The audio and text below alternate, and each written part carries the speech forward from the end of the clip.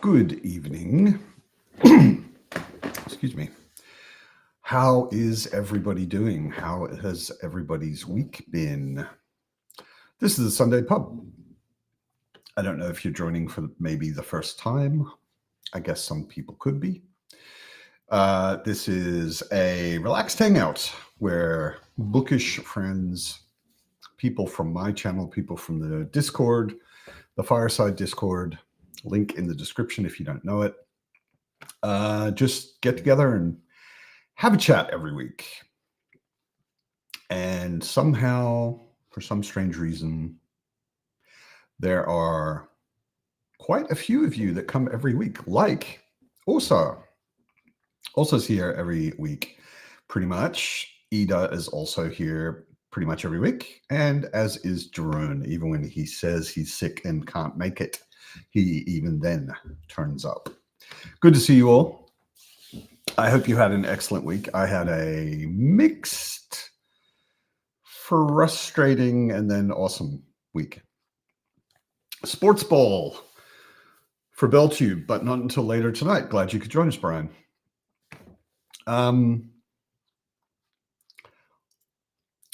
Thornall's here for the first time. Welcome, Thornall. It's wonderful to see you. I hope you come every week from now on, as you have been doing for months. Welcome, everybody. And Daniel's also here, and Alicia's also here. It's a real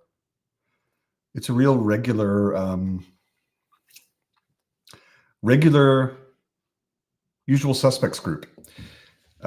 Britain, we thank you for taking the shower. I don't know what that means. Britain is not here. I am not Britain. But maybe I'm missing the joke. Terry, I don't know if Terry, I don't remember. Have you been here before, Terry? Can't say that I remember the name, but Ida, I'm sorry you had an abysmal week. Clinging to sanity by a thread. That sounds like it's nothing new, but thank God it's Sunday. I don't like Sundays so much because to me, Sunday is Monday's tomorrow. That's my main feeling with Sunday. I love Saturdays. Morton's here. Hi, Morton. Good to see you. How's my week been? Well, there was a bit of frustration at work, just sort of around coming to an understanding about how to do our work with some of the other people that I work with.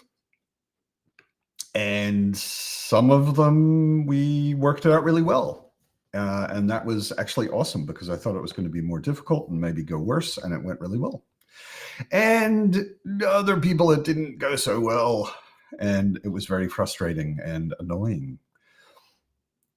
Hello, Peter. Slim Gillian. I don't remember seeing you here before either. So it sounds like maybe you're here for the first time. Could be. Okay, Terry's been here, but you're one of those lurker kind of people, I think, maybe, who doesn't say much, which is fine. You're more than welcome to watch. I'm always curious, though, because there are always people who are watching and not commenting at all. And I'm always curious, like, who are these people just sitting around enjoying themselves and not joining in? No, like I said, that's totally welcome. Other people are hell. Yeah, sometimes. Other people are also kind of the best thing about the world. It's just certain other people are hell and certain other people are the best thing about the world. Rabin is here. Good to see you, man. Welcome. Sunday is Monday's tomorrow is my new mantra. Yeah, I didn't mean Sunday is the tomorrow of Monday. I meant Sunday means tomorrow is Monday, obviously. And that means working again and whatever. But right now, my work turned around. My work started out very frustrating early in the week and the week before that. And at the end of the week, I did some really productive, useful, creative, and I think successful design stuff, which made me feel much better, much better. Have I tried the new DLC of Stellaris?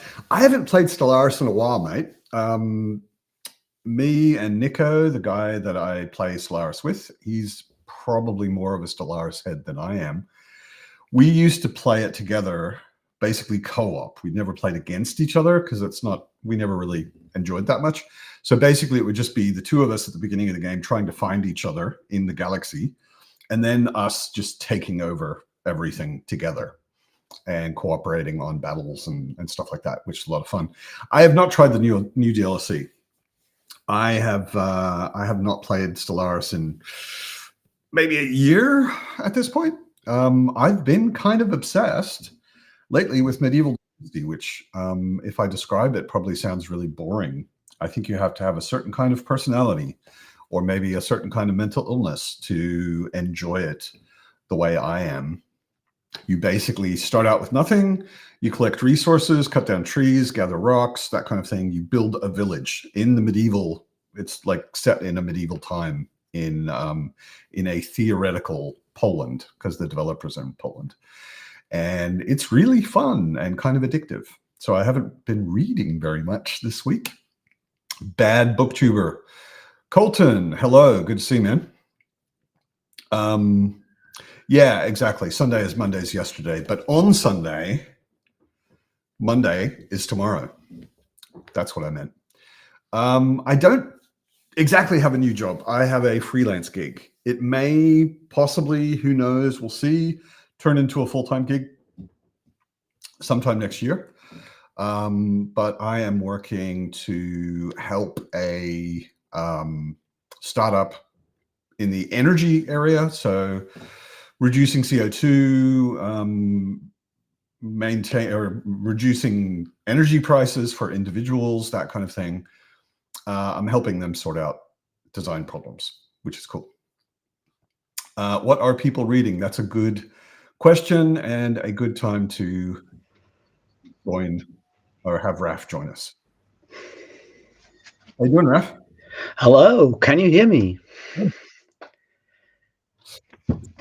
for your beer plop. Otherwise, Brian's going to be disappointed. Can you hear me though? Because I have microphone issues, I guess, today. Maybe you can't hear me because I said yes, I can hear you. Oh, yeah, now I can hear you. Okay. Okay. Perfect. Okay. Cool. Well then, Brian, this one's for you, I guess.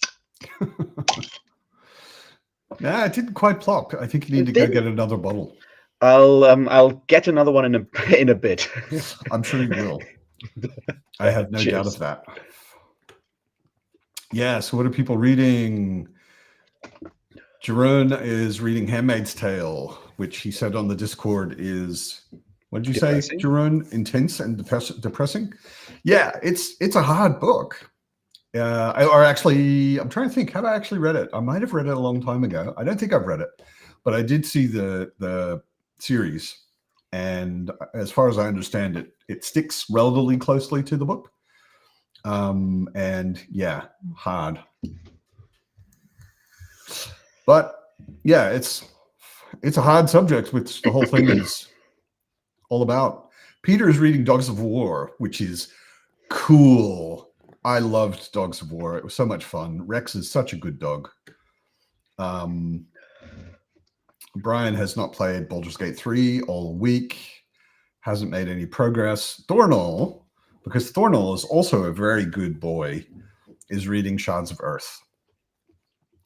Very cool, because that is an epic, so much fun trilogy. I really enjoyed the Final Architecture, the trilogy is called.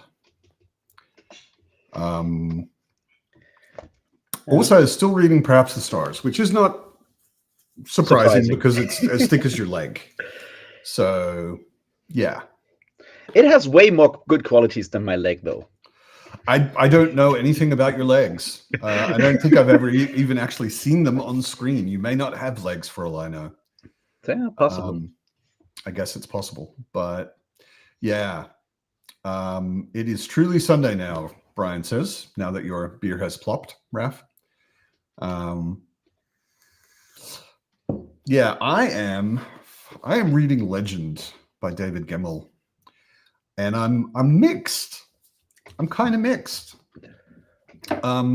Is this like a reread for you, or is it like your first time? It's weird. I mean, like, yeah, right. I've been a big time fantasy fan since I was 10 or 9. And I've been reading fantasy all of that time. And I was 9 in 1979. So it's been a long time. And I've gone through all of the phases of fantasy. And I'd never heard of David Gemmell until last year. Somehow. He was just completely not on my radar. I didn't know anything about him. I'd never heard of the book. I'd never heard of the Draenei series. I'd no idea anything about him. And Theo from Rekindled Reader and Josh, I think in the last year or two, both read Legend and were both saying it's awesome. So I'm trying to remember, did I buy this or did someone send it to me? I'm very sorry if someone gifted me this and I'm forgetting. I think someone may have. That's embarrassing. But I'm kind of, it's good. It's just, it's not blowing me away. It's not exciting me that much.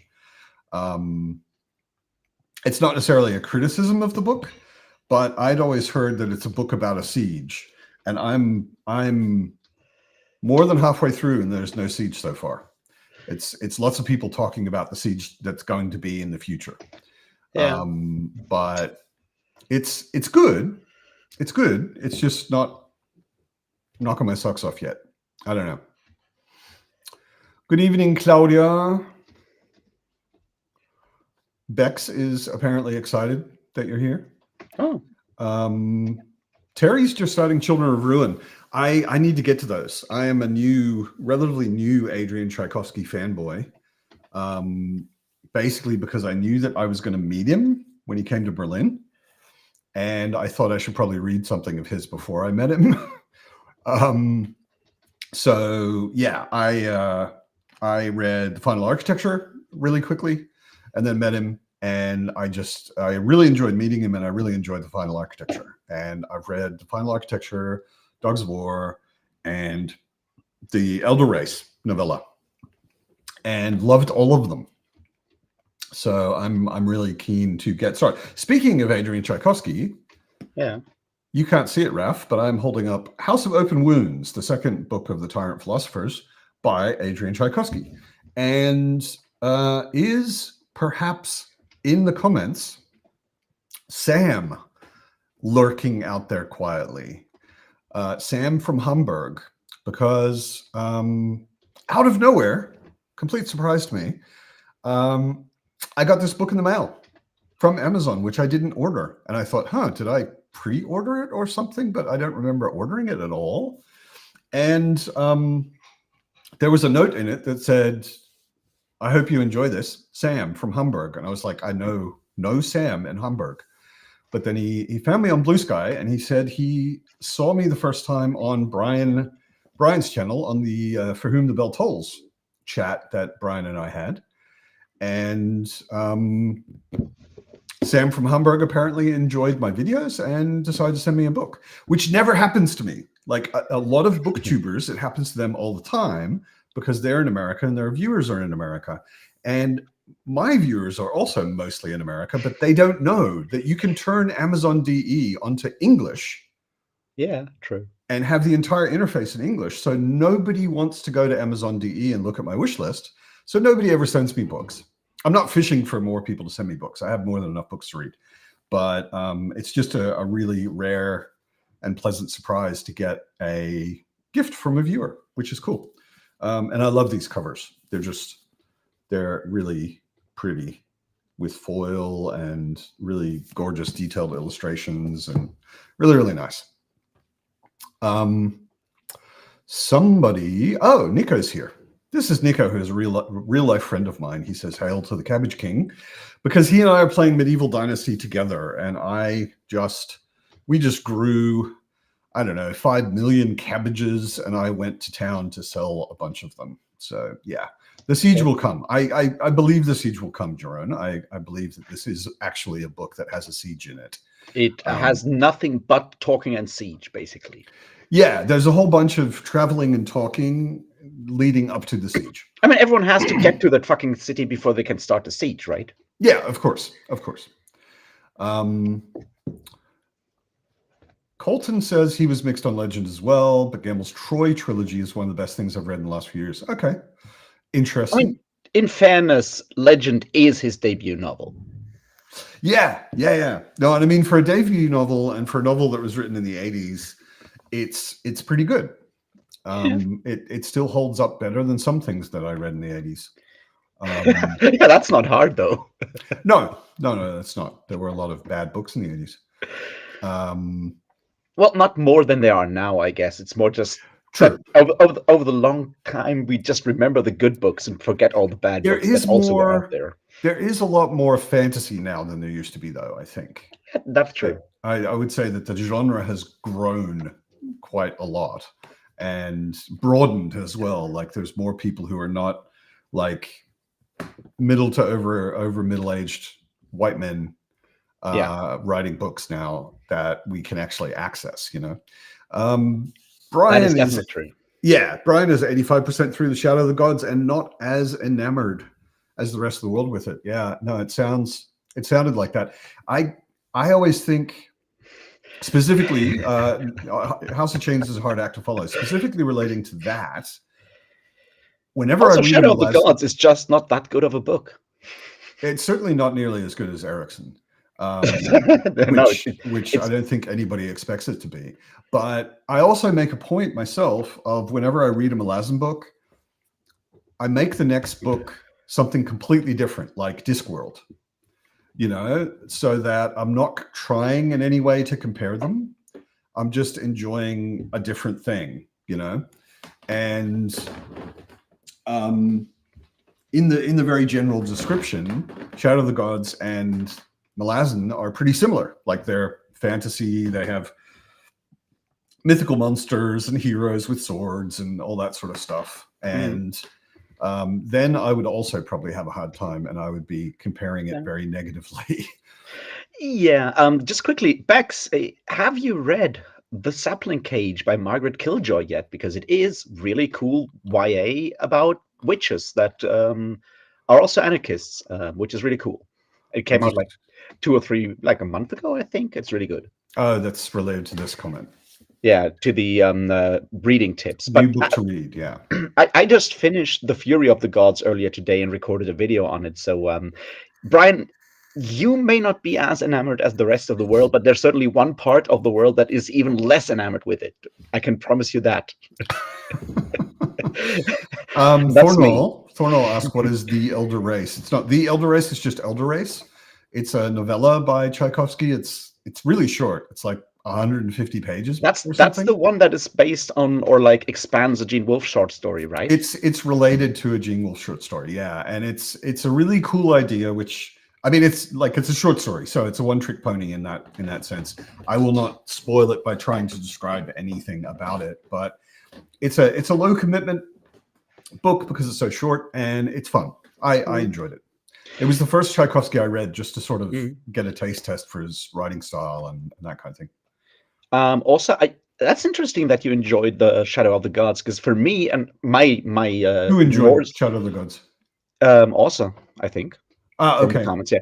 Yeah. Because it's interesting. Like one of the big issues I had is the fact that he uses a lot of like Norse vocabulary, which I sometimes understand, and that ruins some of the stories. Because like if you have a character that is named Varg, and then you introduce the fact that there are people that have the blood of some animal gods in them, it is no longer a surprise when Varg finds out that he has wolf blood.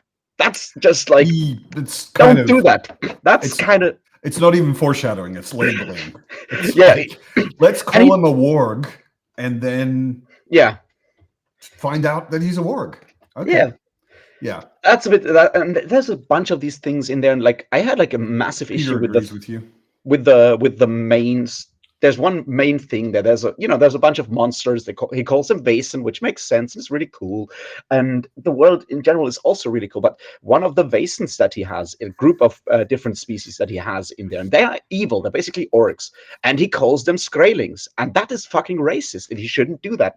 And John Gwynne knows that Skraeling is a slur that Vikings used for Native Americans, so he should not name his orcs that. That is just unfortunate. Yeah, but were they? I don't actually know that much about Norse culture and language and all of that. Were they calling? Did they have the word Skraeling relating to a monster already, and then they applied it to Native Americans, or was it a word they made up to refer specifically to Native Americans? Because I've heard the word before, and I thought it always applied to a monster of some sort. No, as far as I know, it basically just means like coward or weakling, and that's what he called Native Americans, because they did not fight in open battle, but did ambushes and shit. And that's I think that's as far as I know. And using that for your orcs is unfortunate. I'm tempted to get on my ladder and get up on my shelf and get my Wesen book down, because I have the oh yeah, the artwork thing, yes, the artwork book, yeah. With all of the, I'm trying to remember if Skraeling was in there. I don't think it was. I don't think there was anything called Skraeling in the book. Yeah. Wait, Vikings were in America, says Glitch. Yes, Vikings were in America. Indeed, they were. I know that much. I don't know much about it, but I do remember knowing that that's a fact. Every time I say that's a fact, I expect Bell Tube's Rick Thunder little sound to go, but it doesn't by itself. Samwise, are you Sam from Hamburg? I'm really interested because I got this. I mentioned it already, but I think you just arrived. Samwise, and they brought their gods with them. There we go, Neil Gaiman reference.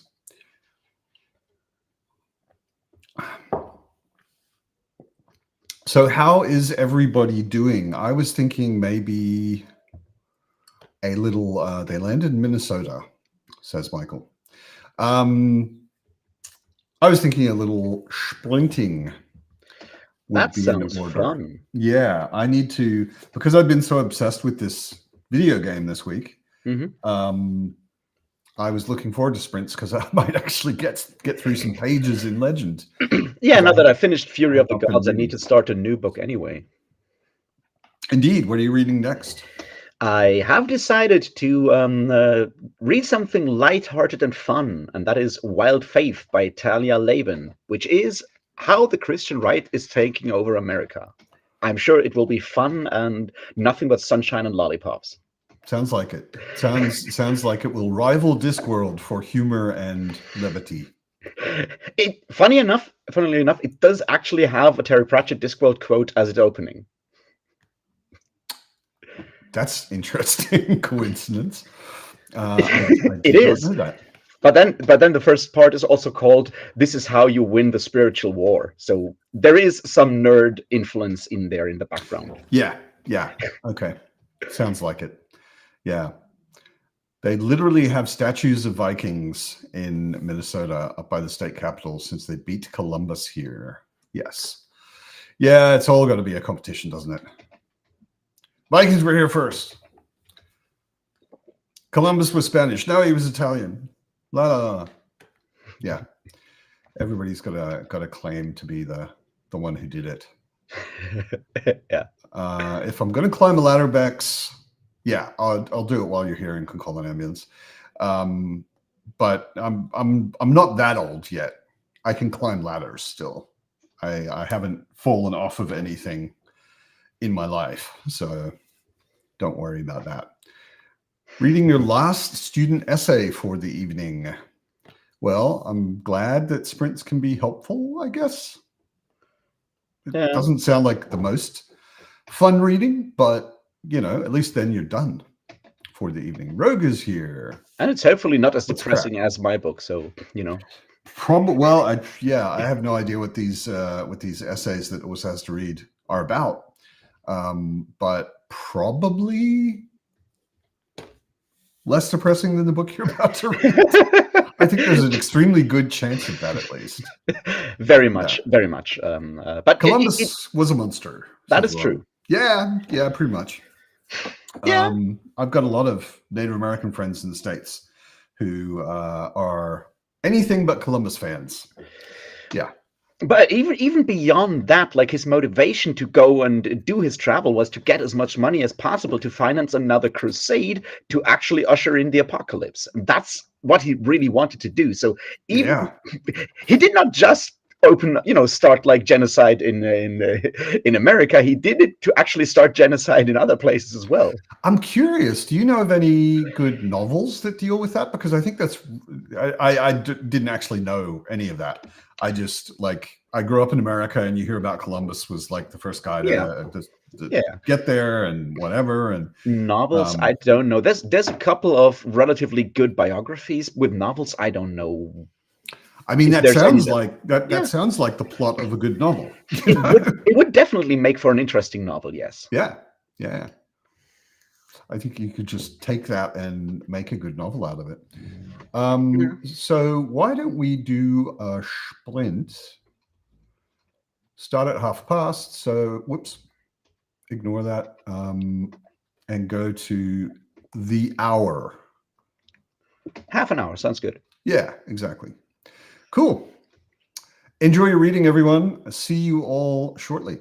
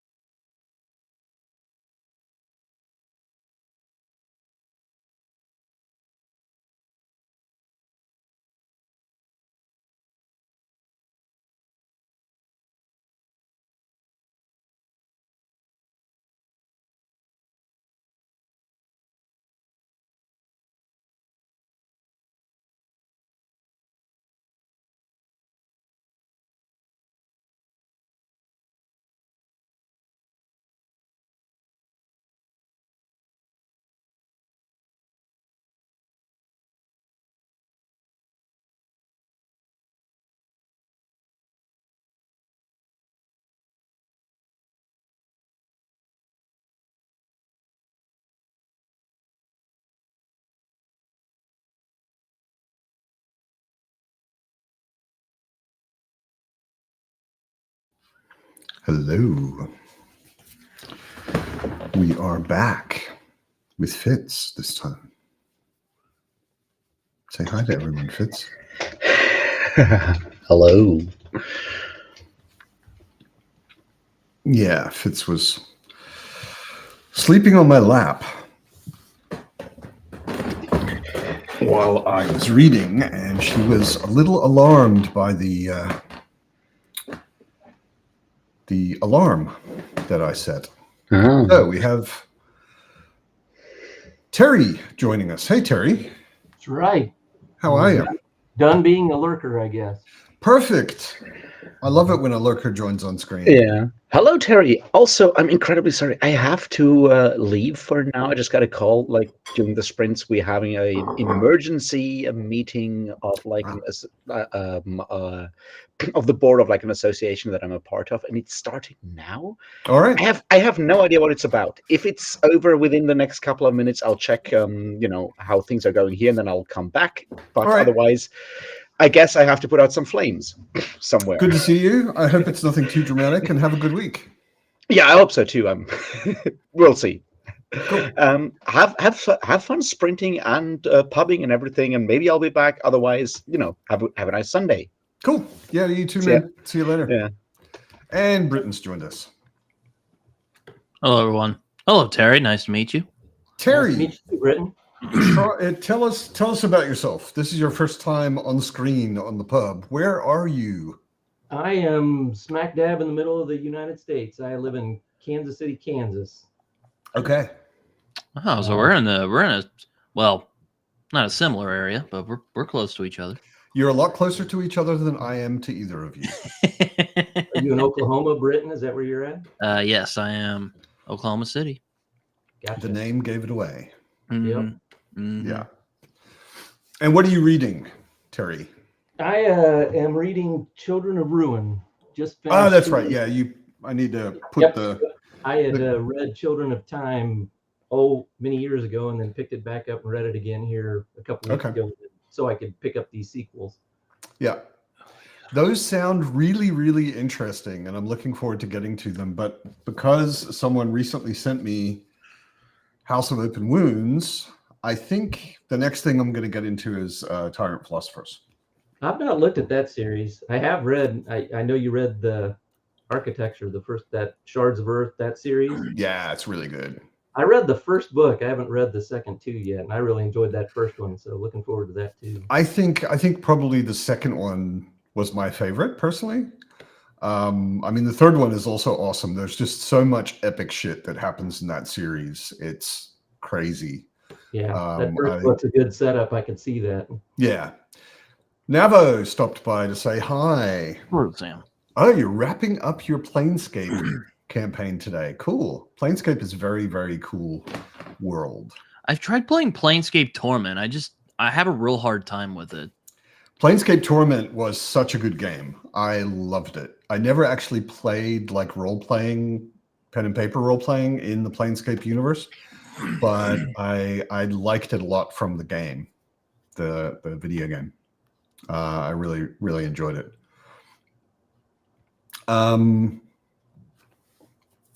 Yeah, I haven't really trained Fitz to show off in front of the camera either. I kind of have to hold her and lift her head up and make her face the camera, and she doesn't like it very much. That's why she never stays for very long. She's right now right there on the corner of my desk, cleaning herself to make herself feel better after being manhandled in front of the camera. Aslan, have you read House of Open Wounds? I'm assuming that that you're a fan. I haven't. When Tchaikovsky was here in Berlin, he did a reading, which was, I don't know, the first page or two of the first page or two, really, of the book of the what's it called? The first book of the Tyrant Philosophers, City of Lost Chances. And just from hearing that, I was like, oh, I think I'm going to love this book. It's got a lot of humor in it. Like a lot of his books, I would say, aren't huge on the humor, I mean, Right. they're funny in places, but they're not necessarily about the humor. But a sort of ironic, somewhat sarcastic humor seemed to be very much part of Tyrant Philosophers. I've not looked at that one at all. Is that sci-fi or is that fantasy? It's fantasy. Fantasy. It's much more of a fantasy thing. It's definitely not sci-fi, and has some big ideas in it about religion and tyranny and all sorts of stuff. Yeah, exactly. That chapter with Yasnik and God, exactly, is the first chapter. I forget what the first sentence is, but it was something like Yasnik realized that having God as his roommate wasn't that convenient, or something like that. You know, it's like, it's really good. He's into big ideas. Yeah, absolutely. Although it was interesting in the when he was doing the signing, and there was time for question and answer, somebody asked him about like his thoughts on religion, and you know, a lot of his stories are obviously kind of religious or commenting on religion. It's even a big sort of theme in Final Architecture.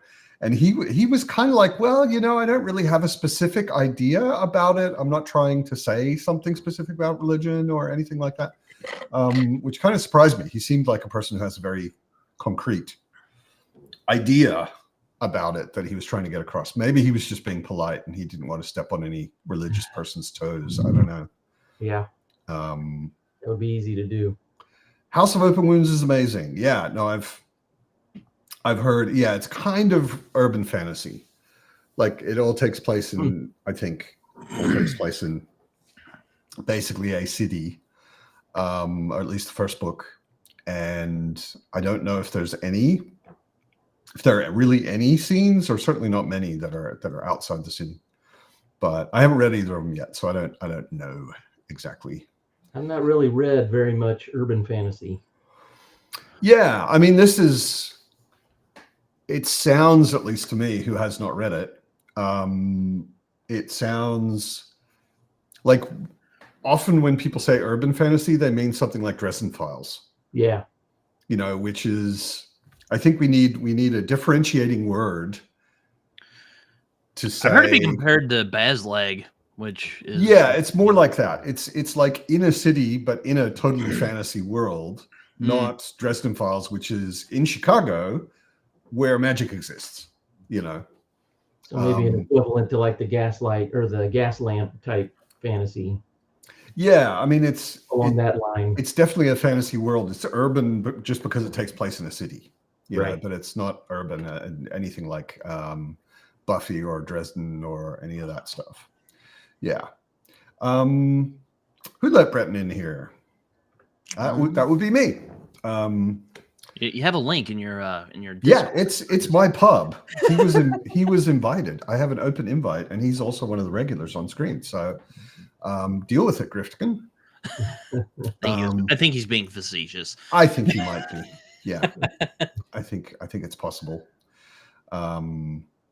Yeah, it's not a action thriller adventure kind of story.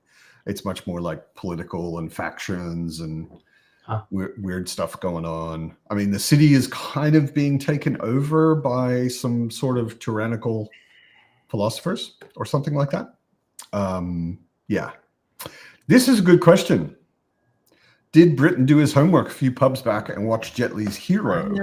I have not gotten around to Hero yet. I did look for it. I'm going to see if I can find it on a streaming service. Maybe I'll watch it and I'll go back and be like, hey, Matt, this was good. Or, Matt, what the hell are you smoking? This movie's terrible. Well, if you come back with the second opinion, you will no longer be welcome in the pub. So I'm sure I'll like it. Like, it's hard not to at least enjoy it. Like it's some really good wuxia. At the very least, it's some very good wuxia. It also has some really big ideas in it that are very, very cool, but it's also just got great fight scenes and people flying through the air and stuff. Asians, man, they make some really good action movies. I mean, they do. Would you call Ron an action movie? The Kurosawa movie? Ron? Yeah. Nothing happens in Ran. There's big battle at the end. Big battles. Yeah, like it's a whole lot of people sitting around talking, and then a big battle, and that's Ran. Okay, yeah, then not an action movie, but it is. I mean, I great. like it. I like it, I love but it. I it's love not it. an action movie. Oh, okay, yeah. I Well, love mean, Kurosawa, but I need to see like Seven Samurai. That's one I've been wanting to get to for a long time. Seven Samurai is awesome. And some of his samurai movies, you know, and I've watched like Ran and Ikuru, which are both phenomenal. And Rashomon. Have you seen Rashomon? I know of Rashomon. I've never seen it. I do want Yeah. to. It's on Max, so maybe Yeah, I'll. you definitely should watch Rashomon. It's very cool. Also, much later in his life, after his big black and white samurai phase, he did a book called Akira Kurosawa's Dreams. Yeah, and I've heard of this. Mhm. They are apparently it's like a bunch of kind of short stories that kind of connect, and it's in color, so it doesn't feel like Kurosawa to start with because it's all in color, and they are amazing. They are really, really cool. They're weird as fuck, but it's really good. I love Dreams. Jerome, you need new friends. That's all I can say. Sorry, but they hated it. How can you hate Hero? Damn. They have no souls. Get new friends, man. Really. Serious. Daniel's been reading Dinosaur Lords by Victor Milan. The blurb on the cover says it's like a cross between Jurassic Park and Game of Thrones, but it reminds me most of Five Warrior Angels. Okay. Still need to read the Durfee books, you know. I read the first one. Was it It's good? Yeah, I enjoyed it. I've heard that pretty much from everybody. They sound, from everything everyone said, they sound pretty cool. Yeah. I've not read any of them yet, but I would also like to. Okay, so the blurb is apparently accurate. It is kind of Jurassic Park and Game of Thrones. Rashomon. So many was people good have in the ripped same off idea, but in medieval Rashomon. Europe. It's ridiculous. Huh? I said so many people have ripped off Rashomon. It's ridiculous. It's just a really, really good idea. For those of you that don't know Rashomon, the idea is something happens and a few different people are involved or witness it or whatever, and they meet and are telling each other the story of what happened. And of course, each of them, the story is totally different. Or significant parts of it are different. And you're left with not really knowing exactly what really did happen, you know.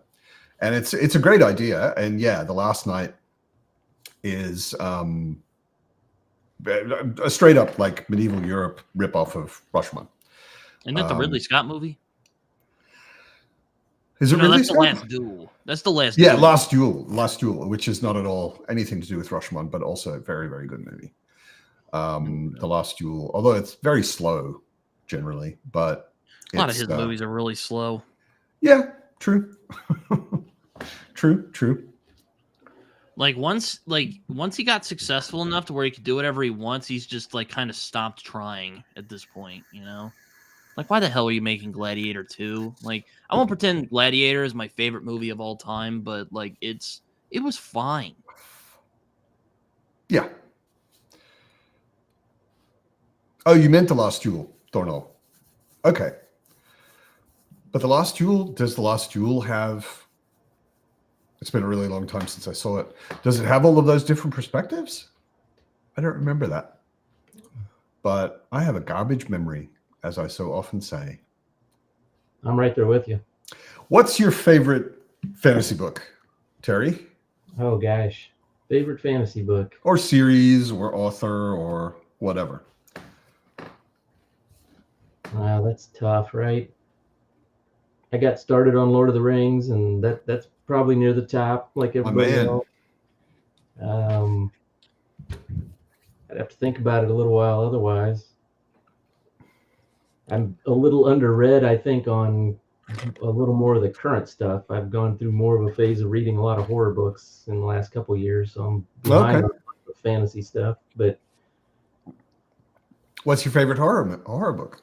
oh gosh, I like Carrying Comfort, Dan Simmons. Dan Simmons, yeah. Yeah, that's a good one. His Hyperion books are some of my favorite science fiction. Yeah, and I've got it. I own it. I haven't read it. I've heard nothing but good about that. It's Everybody really good. likes it. Yeah. I read it a few months ago. The first one, it was pretty good. Yeah, and they only get Oh, good. like the first one is very much intro. Like the first Hyperion book is getting to know all the characters in the world and you know what's going on in general. It gets really epic after the first book. Thornall, don't make me kick you. I couldn't help but laugh at that. I have read those. I haven't read all of them. I've read like the first 4 of those. We don't need Terry Goodkind on this stream. Not at all. Yeah, Aslan, I am with you. Only just recently, like for almost 30 years now, I've been saying Hyperion's my favorite science fiction, and nothing has even come close to budging it until I read Terra Ignota. And then I was like, I might need to reread Hyperion and like have a cage match with these two because Terra Ignota is pretty damn good. Yeah, I need to get to those. I need to get to a lot of books. I have a list. People don't like the later Hyperion books because people are stupid. The later Hyperion books are awesome. I've heard people say you only need to read the first 2, like Hyperion, Fall of Hyperion, and then there's Endymion and Rise of Endymion. And people saying that you don't need to read the Endymion books, which is such a wrong opinion. It's unbelievable. You should read all 4 because they are a complete story together. Although the characters are different. The second books take place a number of years after the first books, and they have different characters in them and stuff, but they tie together in a lot of ways. And you should read all 4. And yes, Aslan, you should read Terra Ignota. If you like Hyperion, probably Terra Ignota will be a thing for you. I recently picked the first I'm one. serious, Thornall. I'll kick you. I'll kick you. I'm not kidding. He's trolling at this I'm point. really not kidding. You get a ban for like a month from the pub.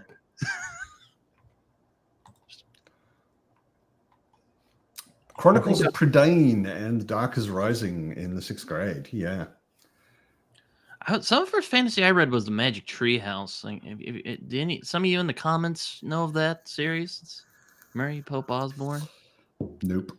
Then I read Lord of the Rings, and I was like, "Holy shit!" And then I read Harry Potter, and I was like, "Oh!" And then I read Game of Thrones. I was like, "Oh!" And Yeah, I have a love affair with fantasy now. Yep. I went from Lord of the Rings to Robert E. Howard's Conan. That's and I read all of that. My gosh, 20 different ones of those. Thornall, reading the Inkle by the next pub is a good start. Yes. Read the Inkle. It's definitely worth it. Can't go wrong with Moebius.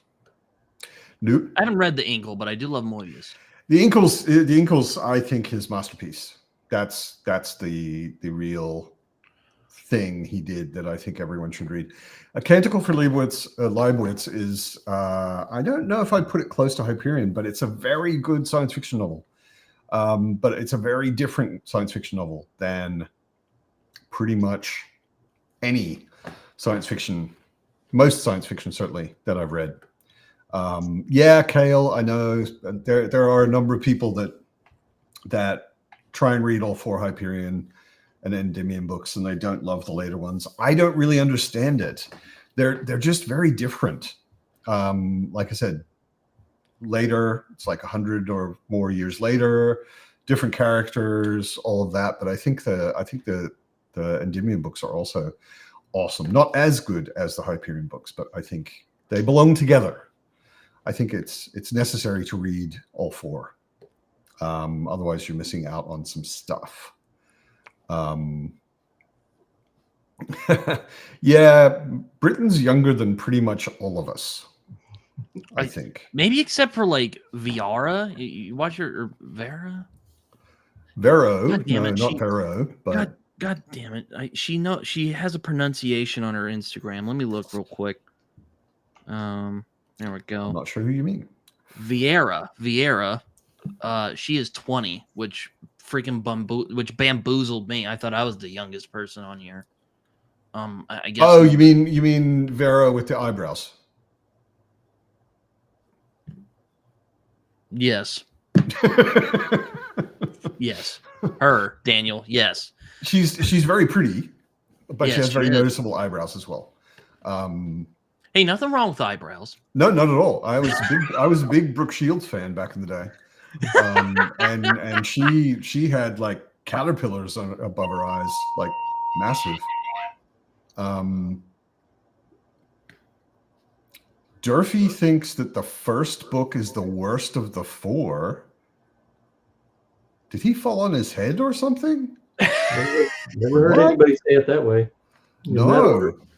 No. I mean, I've heard a lot of people say that they're not really crazy about the Endymion books, but what? Yes, it was Grifkin. Yes, Grifkin. Vera, and she is, where's she from? She's Polish. Yeah. Yeah, She's Polish, but she lives and- in but Ireland. Lives in Ireland. Yeah, exactly. But I don't think she's here. So you're definitely the adopted stepchild of the channel, of the pub, so to Yeah. speak. Yeah. Yeah, I'm people are like, "Oh, you're so." I always get flustered when I mean, I don't mind them. I appreciate the compliment, but I always get flustered when people are like, "Oh man, you're so well read with how young you are." I get comments like that from time to Which time. is true. I'm like, thank you. People say I'm well read, and I'm like, it's just because I'm old. I mean, I was gonna say, I I've feel had a lot of underread years. I feel underread for how old I am. yeah. I mean, I had phases where I could have probably read about 500 books, and I wasn't reading for 5 years. Yeah. I took so about 15 years in there where I didn't read much at all. I could be better read, but then something like this pops up. Yeah. You know, David Gemmell. I was like, I've never, like, why is everyone saying that this classic fantasy is such a legendary book? I've never heard of it. How could I have never heard of it? I find Philip that likes totally it. bizarre. Huh? Doesn't Philip like Legend? I don't remember hearing an opinion from Philip, but Josh really liked it, and Theo from Rekindled Reader. I remember he was a big fan when he read it last year, year before. Yeah, I somehow had a blind spot for the last 50 plus years. And David Gemmell was in it. I don't know. Yes, Griftkin. Thank you. I'm glad someone can relate to this. I have so many. There are so many books where someone's like, "Have you read this?" I'm like, I think so. Right. Maybe. Oh yeah. And I've numerous times I've started reading, especially with Kindle, because I'm a very visual person. I will never forget this cover. Like if you show me this in another 30 years, if I'm still alive, I will be like, yeah, I read that because I know the cover. But on Kindle, all I've got is the title, which I often forget, like 20 years later, 30 years later, whatever. And I've numerous times I've started reading something and thought, this seems really familiar to me. You get like a third of the way in and I'm like, I know that I've read this already. I don't remember how it goes, so I'll keep reading, but I know I've read this already. Yeah, a lot of authors cite Gemmell as an inspiration. Indeed. You know, I was watching. He was more popular in England, apparently. Okay.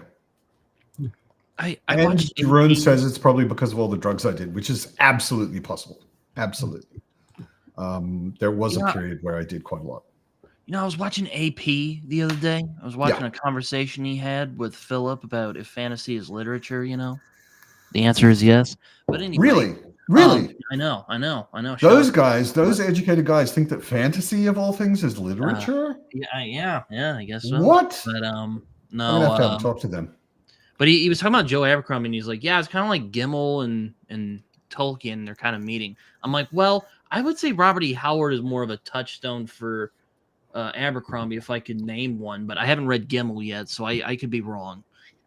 I think certainly this specific book feels, some of it anyway, feels like a reaction to Conan.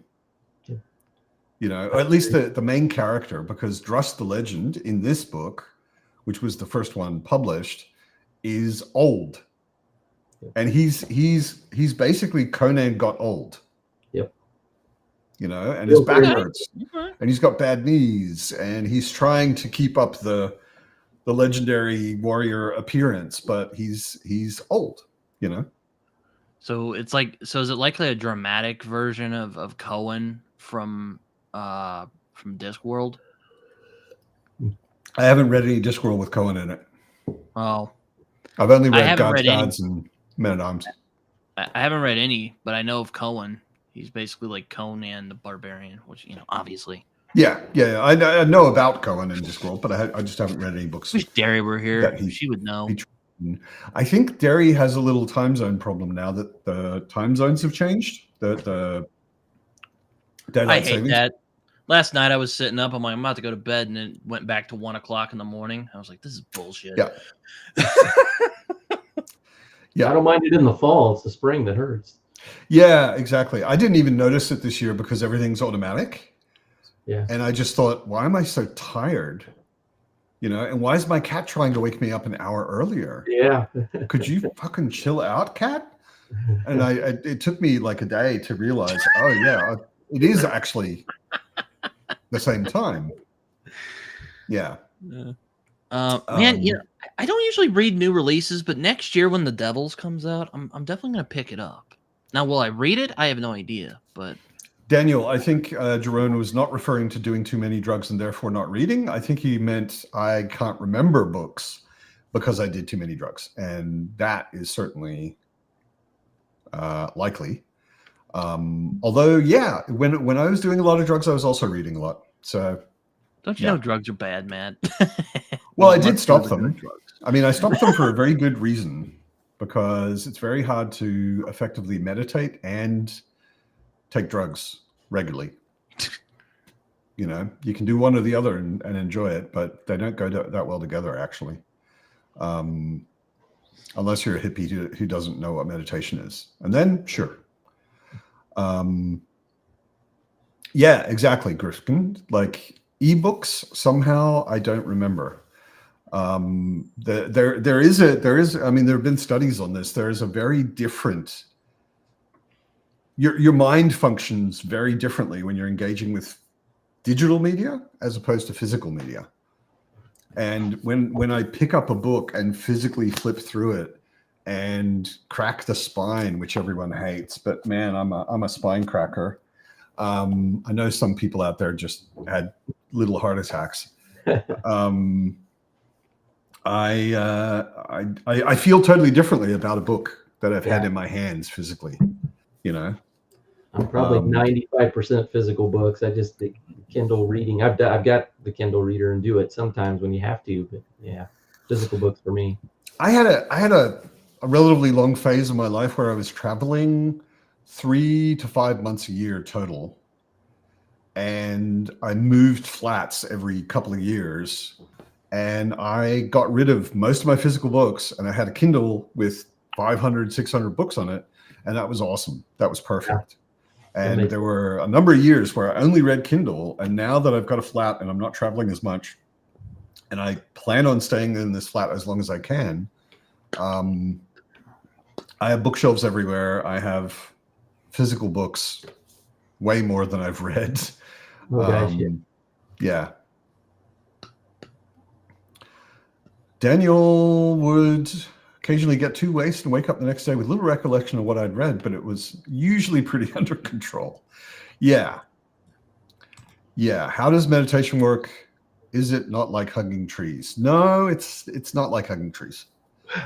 It's a lot less than Hugging Trees. Why did viewership drop 30%? What did I say? Talking about drugs? I don't know. Hopefully, don't get banned in Germany for talking about drugs. Oh no, I think he's talking about the spine cracking on the book. Yeah, that probably drove a lot of people away. I posted a photo of my book on a table. I was at a pub and I had a beer and my book face down, open on a table, and all everybody commented about was how horrible the spine looked. And I was like, "What is wrong with you people? How carefully do you read your books? It's a paperback. It's not a we special get real edition. neurotic about this stuff. It's crazy. It's crazy. People get real neurotic about it." Oh, they would probably hate my Jonathan Strange Mr. Norrell copy because it's also crankled on the spine. You can't read a book that thick without, like, how do you? It's just, I don't even know. I don't know. I'm just saying that's what happened. Yeah, exactly. I think it was crinkled even before I got it because I got it at a used bookstore. Well, there you go. I'm sure it was already well broken in. You read at the pub. I read at the pub when I go there alone. Yes. I have a pub around the corner, which is a place that I often go for lunch while I'm working. Or when I knock off a bit early, I'll go there for an early dinner or something like that. And I'll have a beer and read for a bit. I don't read at the pub when I'm there with other people, of course. But I know you're Irish, Rogue. A pub in Germany is a very different thing than a pub in Ireland. Like, I would probably never take a book to a pub in Ireland because I know that you will always end up talking to some awesome people and it will be an interesting night. A pub in Germany, everybody goes there with their friends to be with their friends mostly. And you don't get random people you've never talked to before talking to you very often. Yeah.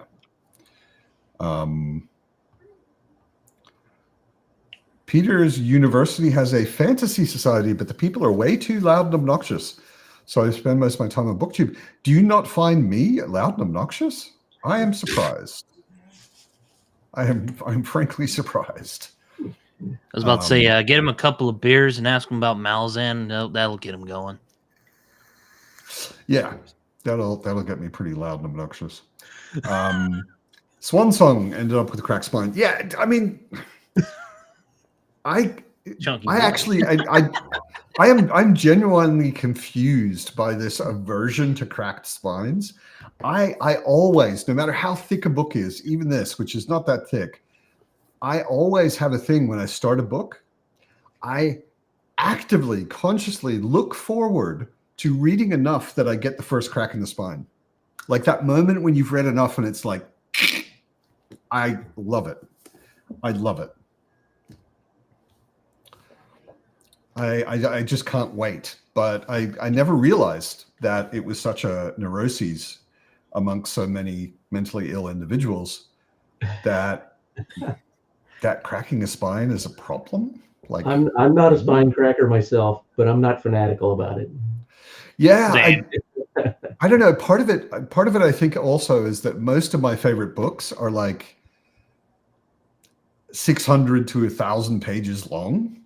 You know, like a lot of Robert Hobb or Malazan, or and I can't even imagine how uncomfortable it would be trying to read one of those carefully enough to not crack the spine. Yeah. So just crack the damn spine. Yes, Colton, we know that you're a Robert McCammon fan. Thank you. Swan Song. Yeah, we were talking about Speaks Nightbird the other day. It was fun. It's fun. Yeah, I'm looking forward to getting to that. I keep trying not to plan and just sort of spontaneously choose what I want to read next. But that also means that all of these books, that when I do think about books I want to read, I'm always like, I don't know when I'm going to read that. I want to read that soon, but I want to read this sooner. And I don't know. It's always a bit stressy. Modern floppy trade paperbacks resist cracking. That is true. I crack them anyway because I like it. But oh, thank you, Claudia. She religiously cracks the spines every 50 pages before starting to read the book. Now that's also neurotic. What? So you sit down before even starting a book and flip through 50 pages and then crack it, and then flip through another 50 and crack. What? I've never heard. That is insane. You're nuts, Claudia.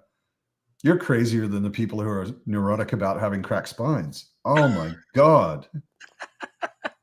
These people. Some people, yeah, exactly, Aslan. Some people crack spines before they start the book. What the hell? I've never heard that before. That is nuts. Thornell wants to know, Britton, have you finished The Goon? I have finished my volume of The Goon. Yes, it was really fun. I enjoyed it a lot. Like, Matt, I think you'd like it. It's very. You've told me it's Hellboyish. Yeah. Yeah. Yes, except it's more goofy and over the top, but in like in a good way though. Okay. Even Hellboy shows up. But yes, I have. There's a Hellboy now- crossover. Okay.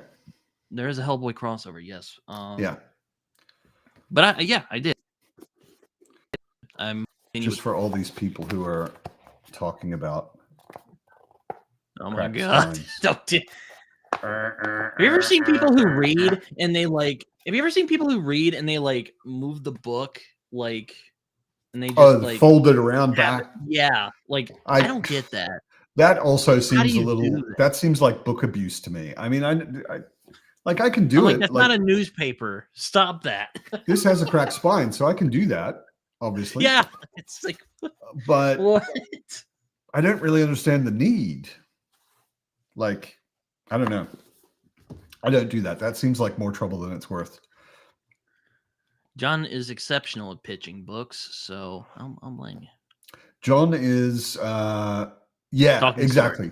Exactly the same with me, Peter. I was watching that same stream, and John gushed about Speaks the Nightbird and that whole series for like 1 minute, or actually for about 2 minutes. And before he had finished it, I had ordered Speaks the Nightbird. Like he was like 30 seconds into it, and I was like, fuck, I have to read this. Damn it. I've read Other McCammon, but I haven't read that yet. I've got it, the first one. I read Boy's Life because Colton hassled me every week in the Sunday pub about it. And eventually I was just like, okay, fucking shut up, Colton. I'm going to read it, whatever. And it was really, really good. Really, really good. So are you a confirmed Gooner? Always, sir. Yeah, well, I guess so. Is that what they call the fans of the Goon? I mean, Guess. I don't know, but I Thornell, like it. I'm insulted almost by the question. Of course I've read Judge Dredd. I've read some of the Jesus. John Wagner stuff, which is considered the best, like Dredd.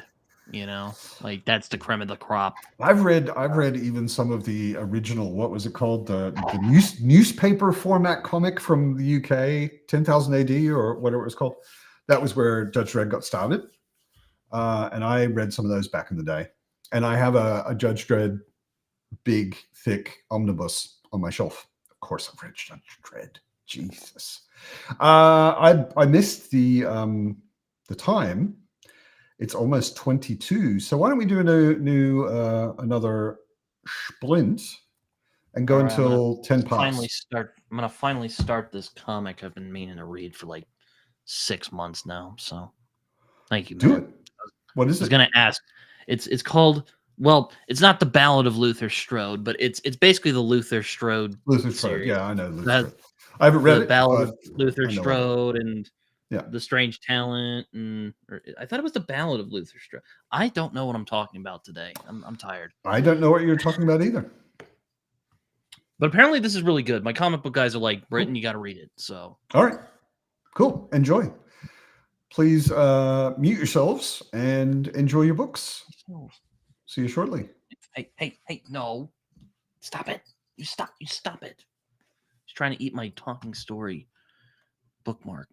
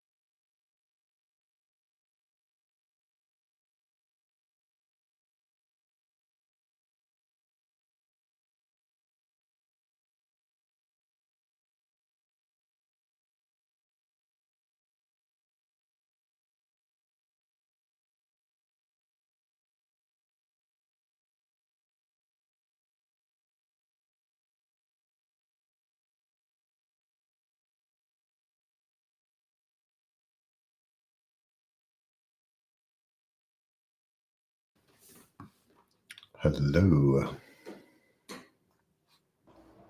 Hello. How was everyone's reading? Very good. I'm enjoying Children of Ruin. Excellent. Yeah, the proper siege has started in Legend, and it's pretty serious. I've read that long enough ago that I don't remember exactly all of it, just bits and pieces. Yeah. It's pretty good. Yes, Griftkin, you are correct. This is the challenge with having a cat that weighs 6.5 kilos, which is like 14 pounds or something. I mean, she's a Maine Coon, so she's big. They're really hard to pick up with one hand, especially if she's not 100% cooperating or you get the grip a little bit wrong. So Griffkin saw it. Most of you probably didn't because you were reading like you were meant to be. But I picked up Fitz and kind of flipped her over when I put her on my lap because she was sort of hanging the wrong way. Yes, Peter. Dogs of War is so much fun. It's also pretty grim. Yes, Ref. But Dogs of War is pretty good. Yes, Raf, we are still going. Probably not that much longer. I think I might call it around 1:30, something like that. But if you want to join for the last 10, 20 minutes, you are welcome, of course. Well, I started Luther Strode, and it's pretty good so far.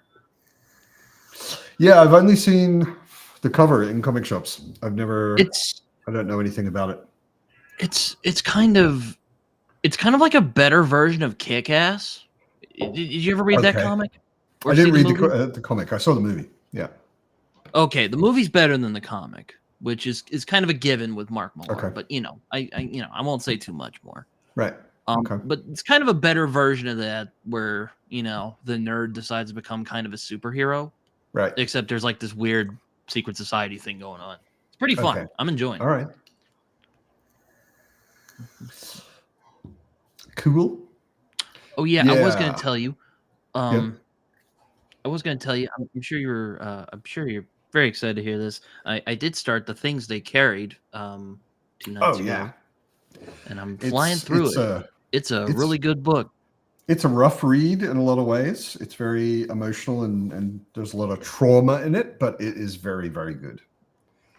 Yeah. Pretty much Ida. I don't know if Merlin meets any characters who are not villains. Any female characters who are pretty ladies who are not villains. Especially since he's so intertwined with Amber, which are mostly villains, and the Courts of Chaos, which are pretty much all villains. So yeah. So many villains. Yeah. Raph's back.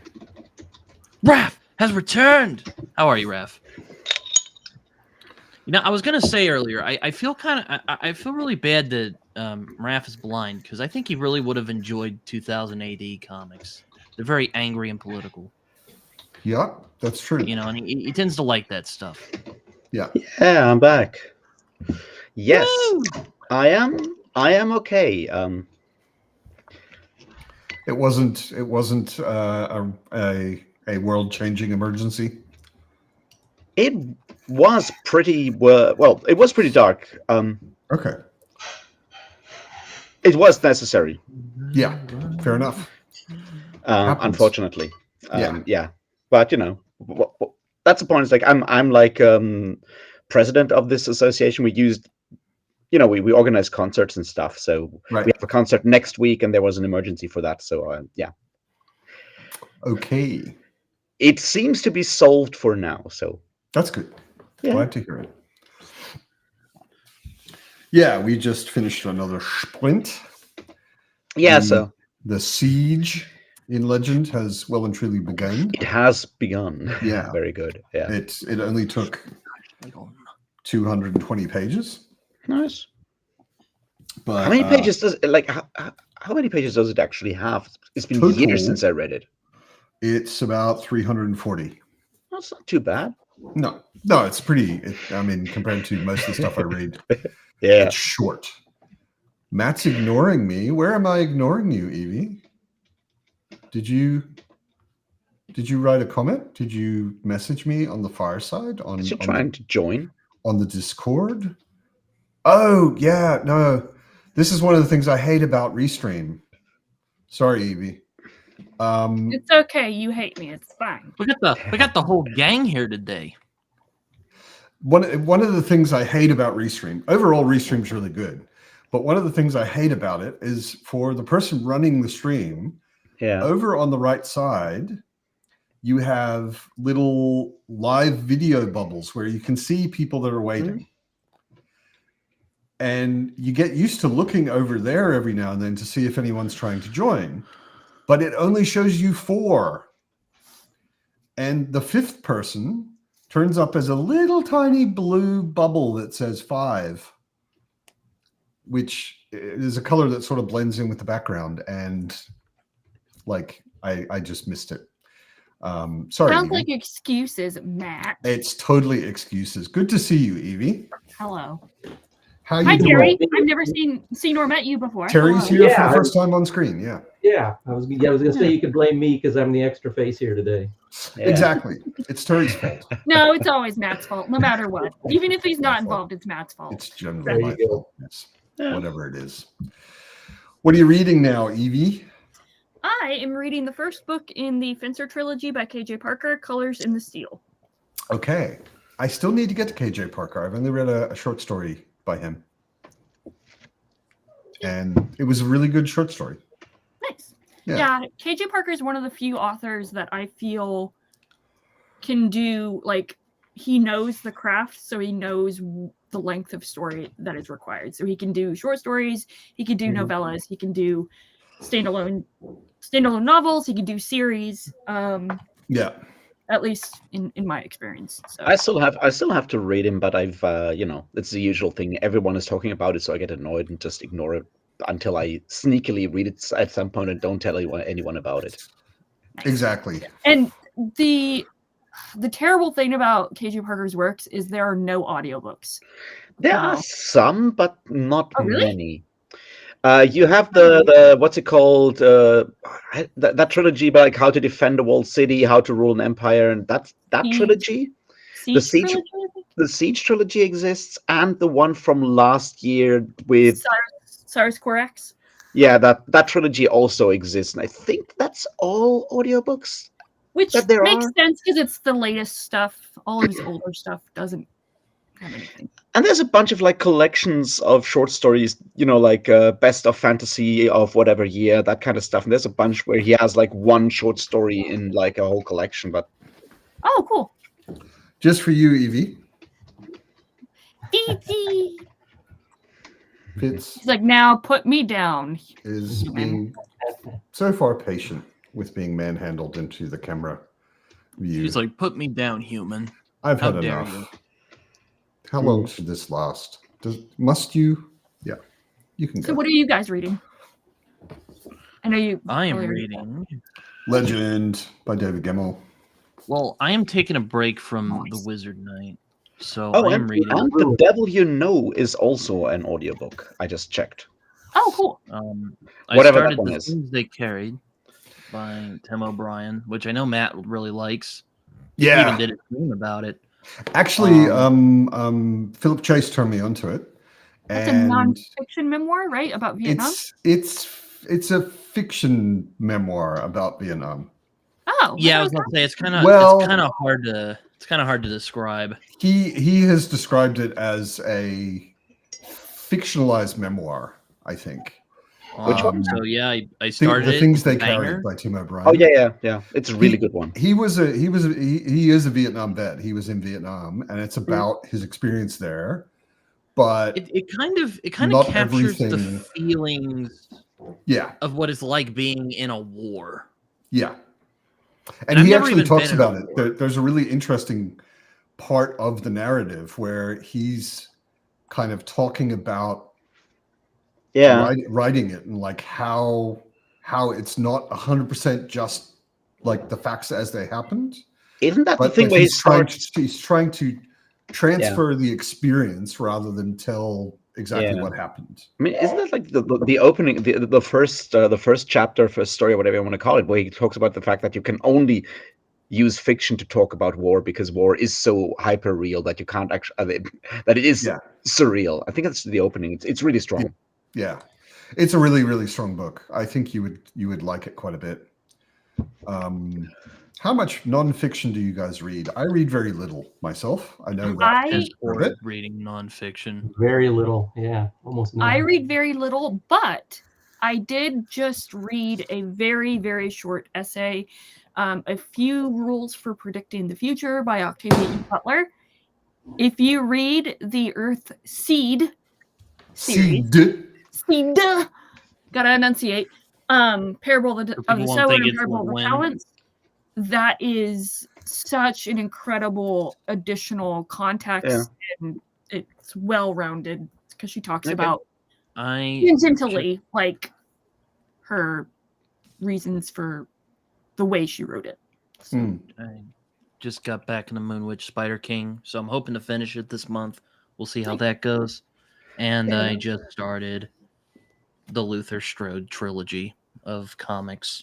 I'm about towards the end of the first, so I'm liking this a lot. Very It's good. fun. I do read some nonfiction from time to time, I guess.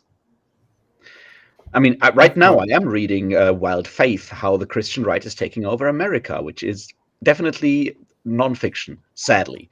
Yeah, dystopian nonfiction. It's very much dystopian nonfiction, and I have like I mean, obviously, I've been reading a lot of like nonfiction stuff about Mormonism and Mormon history, a bunch of different biographies and stuff like that over the last weeks. And other nonfiction stuff does from time to time creep into my reading. Although that's like an interesting thing. Is like, do you guys make a difference between academic and nonfiction?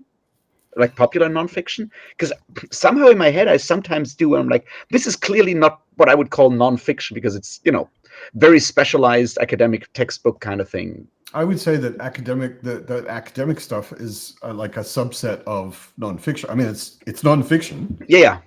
But it's a very specific kind of nonfiction. Yeah. Yeah. The Wild is phenomenal. I love that book. It's really sad. Which one? Oh Into the yeah, Wild. I read not read. I saw the movie. Movie's pretty good too. Even though I don't like the Sean movie Penn, was that quite was a good movie. Yeah, no, it was quite a good movie and very traumatic in a way. Hard to watch. To shift the conversation a little bit, Aslan had a great question. Terry, do you have a channel that I need to subscribe to? No Or channel for me. Instagram or Twitter? I'm a lurker. Oh, okay. I put the question up when we were in the middle of a different conversation, and Terry vigorously shook his head. Yeah. So I considered it asked. Although shaking your head could mean yes, Could mean anything. or it could be no, depending upon who you are. Only if you're in India. Oh, okay. If you're in I'm India, quite people touched shaking their that you heads subscribed to my is very channel. confusing. I've got this on my list actually. What is As it? far Why as We Sleep? nonfiction, Why We Sleep. It was recommended by Kyle. He said it completely changed how he thought about sleep, and he tries to sleep better and more now since he read the book, which is probably a good idea.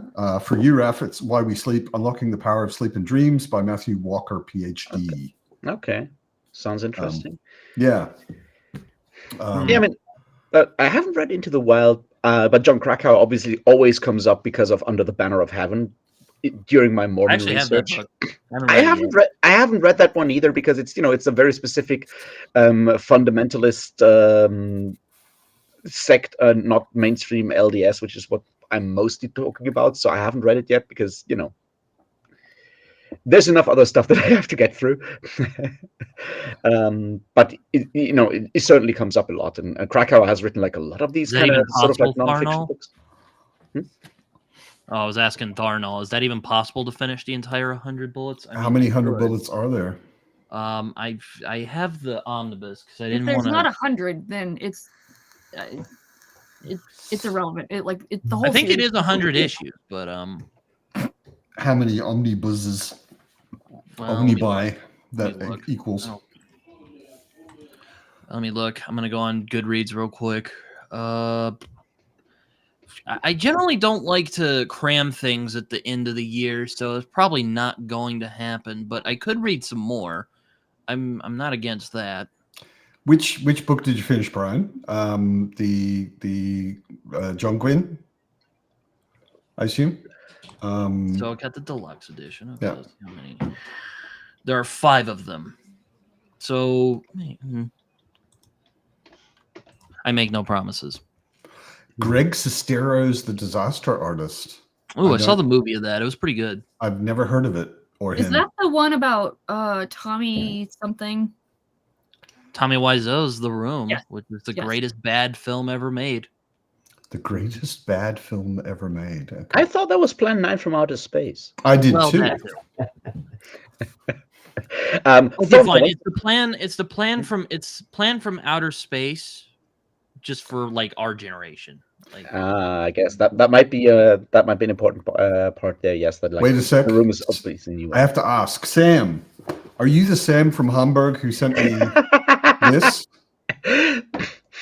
Everyone, quick, generate new accounts with the name Sam. For- Just everyone start commenting and make Matt ask people- that question all for the people time. who weren't here Oh, shit, I did earlier, not hear- because almost everybody who watches my channel is not in Europe. That's not true. A lot of people who watch my channel are in America, and I think they're afraid of Amazon DE, so they go to my wish list maybe and don't realize they can change Amazon DE into an English interface. So viewers never send me books, which is fine. I have more than enough books. And I he haven't read. said yes, Matt. Yes. Okay. Thank you, Sam, for sending me this. It was such a surprise. It was a very pleasant surprise because I never get books from viewers. And I got this and it said, you don't count as a viewer. When I say viewer, I mean people that I haven't really gotten to know and become friends with. You There don't are know me, Matt. I know you a bit. I interact with you more than people that are just in my comments, right? I know. I've gotten Anyways, sorry, books. continue. I've gotten books from you. I've gotten books from Tori. I think Joanna sent me a book at one point. You know, people do occasionally send me books, but I rarely get Um, books, but that's obviously because of the audiobook stuff. yeah, I I tried to send you a book. And I know, you wouldn't let me. I know. The one audiobook I got gifted this year by someone was in fact a nonfiction book. It was Fearing the Black Body, and it was really, really good.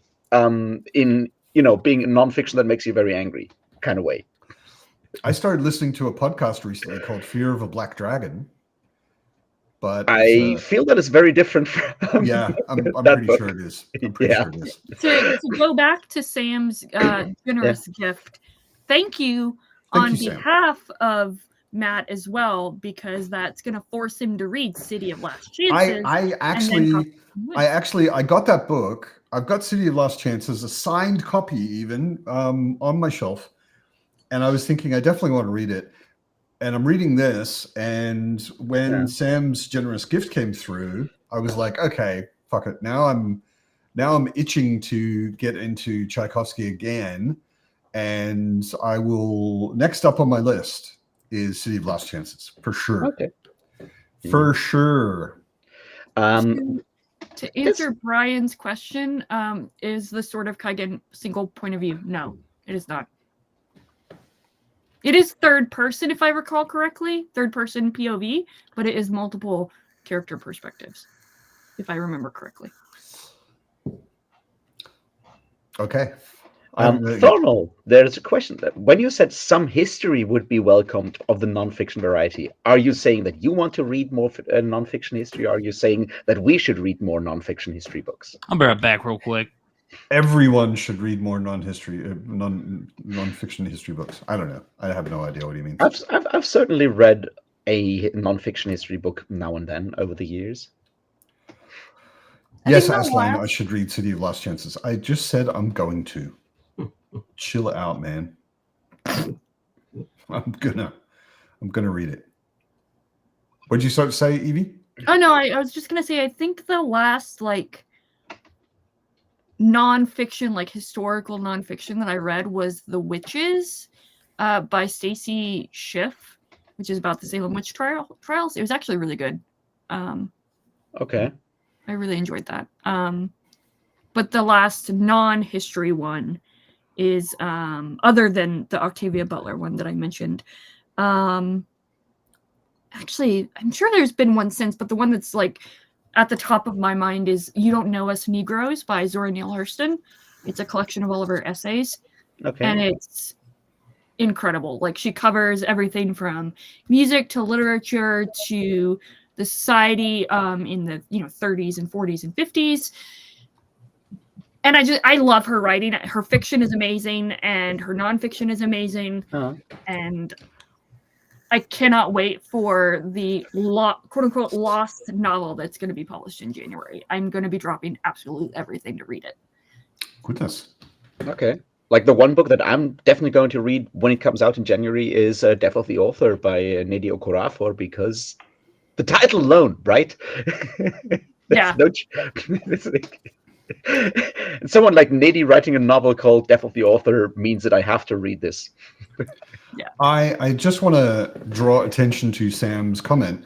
Sam went so far as to, because he couldn't find me to talk to me anywhere, he joined Blue Sky.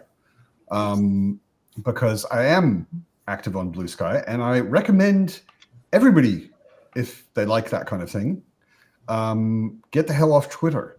I'd been, just like everybody, complaining about and going back and forth about Twitter and Elon Musk being an ass and all that sort of stuff for ages. And I actually got on Blue Sky to start chatting with Adrian Tchaikovsky before he came to Berlin. And it's a lot nicer there. It reminds me, like, I joined Twitter right at the beginning of Twitter. Blue Sky is like very old school Twitter, like before it got mad. It's Twitter before Twitter became really annoying, Yeah. which was a long time ago. Yeah. And it probably will eventually turn into a cesspool as well.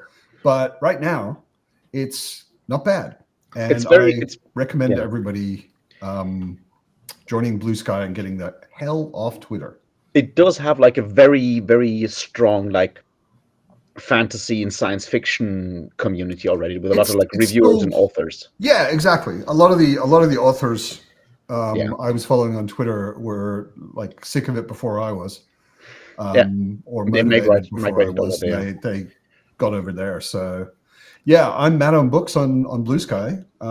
Search for me and follow me and stuff. Yeah. So I'm glad it got you to join Blue Sky, Sam.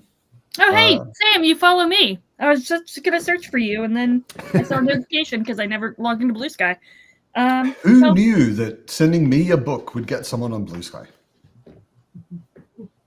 Yeah, very cool. So what everyone's learned here is join Blue Sky and send Matt a book from his wish list. Yeah. Yeah, I thought it was the thing you do. Like, as a booktuber, you put a link to your Amazon wish list in under every video, and I did that, and nobody ever sent me books, or very rarely, and generally only people I actually know quite well, comparatively. And all of a sudden, I get a package I'm not expecting, which extremely rarely happens, and it's House of Open Wounds. Thank you, Sam. Very, very cool. I really want to start. I think I'm going to start Days of Shattered Faith once I finish Colors in the Steel, because I gotta eat art from that galley. It just occurred to me somewhere. I saw the comment. There it is. Rogue asked me, "Did I read the Guns of Dawn yet?" No, I didn't. Not yet. You started. Are you going to restart it? Well, I only got 2 chapters in. I barely use Blue Sky, but thank you, Raph, for following me on there. I plan on reading Guns of Dawn next month. Yeah, I want to read it. I talked to Adrian about it, and he said it's his most disappointing book, not because he didn't think he did well, but because he thinks he thinks he did quite well. It's one of his very good books, but it just never took off. It just never sold like many of his others. I think firstly because Most people, I think, probably have him in the science fiction box. Yeah. And secondly, it's just a weird book to sell. You know, it's like selling the gunslinger. well, like a lot of people, I think saying Flintlock Fantasy means a lot to us because we're really active in book communities and stuff. But I think your average Joe, if you say Flintlock Fantasy, they're like, huh? What does that mean? And it just doesn't fit into a well-defined box very easily. But everybody I know who's read it has said it's awesome, and I do want to I've read heard it. too. Yeah. Yeah. That, and I'm on a Tchaikovsky kick. I mean, I'm reading the 4th book in the Shadows of the App series also at the same time here. So. He's good. And I read Alien Clay just a month ago, so I mean, I'm Nice. be on a Tchaikovsky kick. Nice. Yeah, at the signing event, I talked to a bunch of people. Like, of course, everybody that was there basically is a Tchaikovsky fan, and I was talking to people, and a lot of people said, "Oh, I just read Alien Clay earlier this year, and it's so good." So, yeah, A little bit there's different. a lot of. I mean, the man writes too damn much. It's crazy. It's hard to keep up with him. Would you It say he's is. like Brando Sando levels of cranking them out, or is he like not on that level? Much, mean- much more.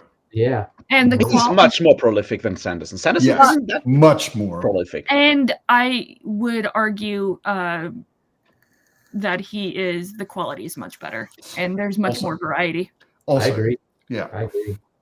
yeah. I haven't read Sanderson, so I just know he cranks them out like it's going out of style. Terry, you might have already talked about this. Sorry to kind of interrupt Matt. Yeah, go for it. What are some of your favorite books since See, I I'm already put him on the spot earlier, oh well dadgummit. This is what I get for being late. I'm sorry. and he didn't seem comfortable with the questions.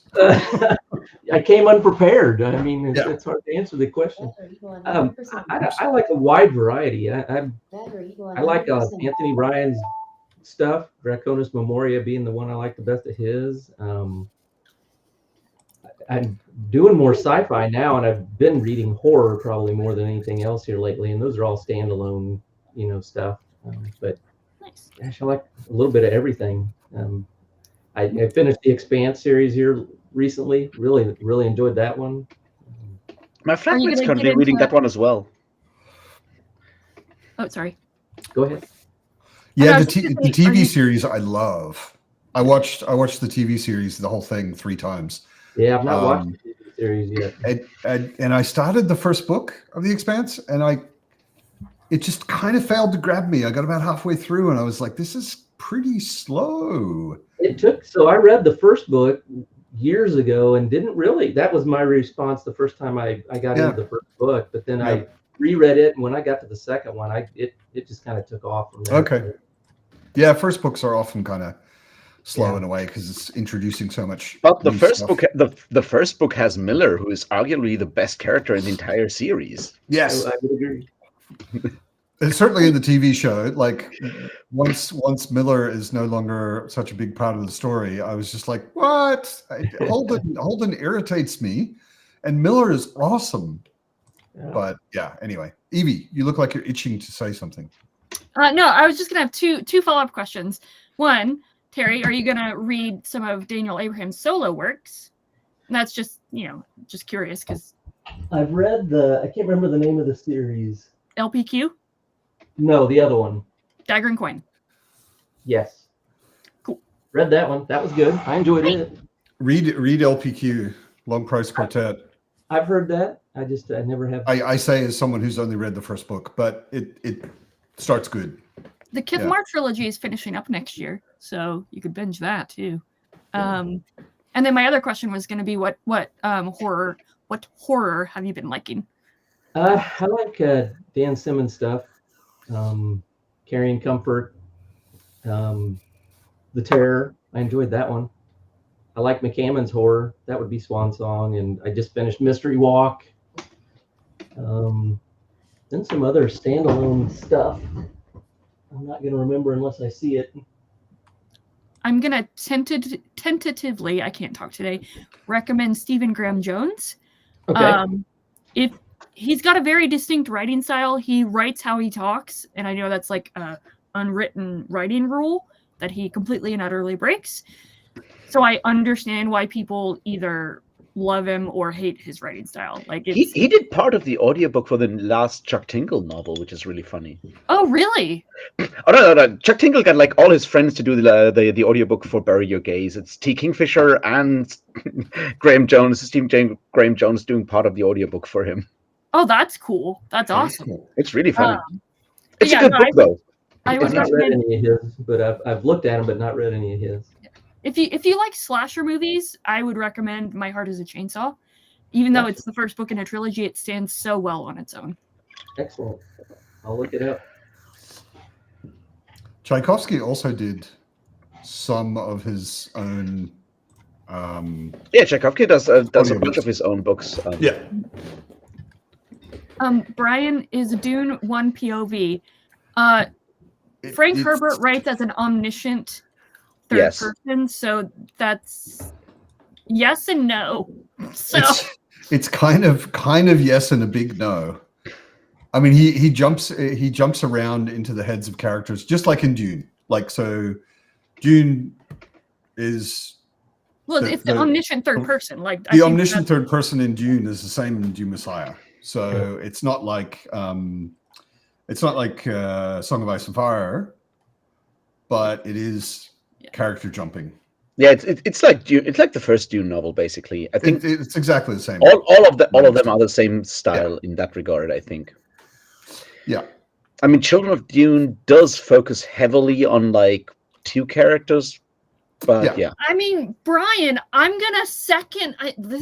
You could go with My Heart is a Chainsaw. It's one POV, one main character. I'm just saying, you could do that. I'm trying to think of anything that I've read recently that was awesome. It's kind of rare nowadays. Yeah. I mean, you can always go with like the kind of books that have like a first-person narrator, because then you have like one POV. Yeah, exactly. I would actually, when I'm thinking about it, Brian, I would recommend you read Amber by Roger Zelazny. Yeah. It's not new, but it's 5 books of first-person narration from one character. Thanks, Ron. And it has a character that loves to hang out in jazz clubs as a drummer. Exactly, Ida. Amber is one POV. Yeah, Amber is really good. I mean, it's old, but it still holds up. I'm in the middle of rereading it, and it's all one POV. Well, I mean, Dresden Files isn't like the what's it called, Rivers of London series. Isn't that also like first person POV? If you want an urban fantasy thing, I haven't read it, but yeah, I I think feel like it is. all of these urban fantasies are usually like first person POV things. Yeah, I feel. And Amber, if you were to read Amber, Brian, it's so different in so many ways from Malazan. I don't think there would be a whole lot of comparison.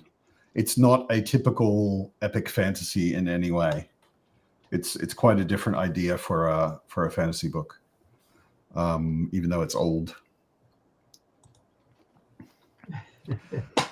Yeah, exactly. It's just like you, Brian. It's funny sometimes. It's old and it's still holding up. Yeah, exactly. So that might be a good.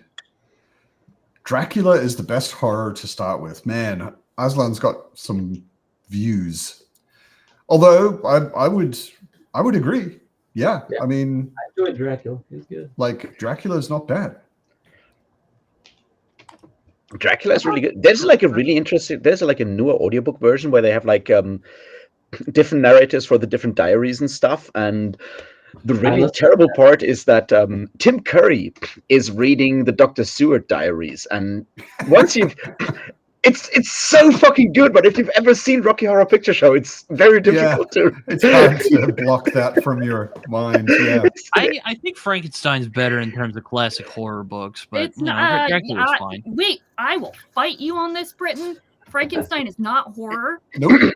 It's Science fiction. one sci-fi, Yep. and it's also just a psychological, like, It's gothic Book about horror grief. science fiction. Like I had a Preach, harder time Evie. reading Frankenstein. Britain's wrong. take that. Bah. I have this tattooed on my body. Preach, I Evie. I will stand in my corner and I will fight to the death. Yeah, Okay. yeah. Yes, Yeah. Ron, Bro, I do. rain I is do coming do down the hard today. Marie Kondo thing on Blue Sky. So What do you mean by you do the Marie Kondo thing? You only have 30 books or whatever? no, so what I do is I because there's only it started on Twitter because there was originally only 120 characters or whatever it was. Yeah. I was like, oh, instead of like rating the books with a number and trying to explain my rating, I was just gonna be like sparks joy or doesn't spark joy. And when I started using Blue Sky, I used that as well. So I don't even know if I follow you on Blue Sky, but Blue Sky is something I only check in like every 2 months or something when I remember that I have it. Yeah, I'm I barely on literally there. just use it to post my like sparks joy, Yeah. doesn't spark joy thing. How So do I find you, Evie? we follow each other on here, Matt. What are you Do we? talking about? Don't we? Oh, plot twist, we don't. Sorry, Yeah, Matt. yeah. Told ya.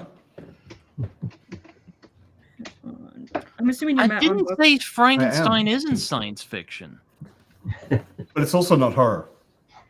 How is it not horror? It's a creepy it's- creature running around killing people. Yeah. It's not scary. There's nothing scary in the whole book. It's psychologically tense. It's freaky and stuff. Well, the but book's it's not- totally different than any movie that's ever been made about it. Yeah, so- exactly. The Problem. movies are horror, are schlocky horror Yeah. movies. Yeah. But Hey, it's, that first Frankenstein is good. So I will but say it's still a schlocky horror movie. the comparison between Frankenstein and Dracula, because I had only read Dracula a couple of years ago for the first time. And one, I was so surprised with how much I loved it. I didn't realize it was epistolary until I started reading it.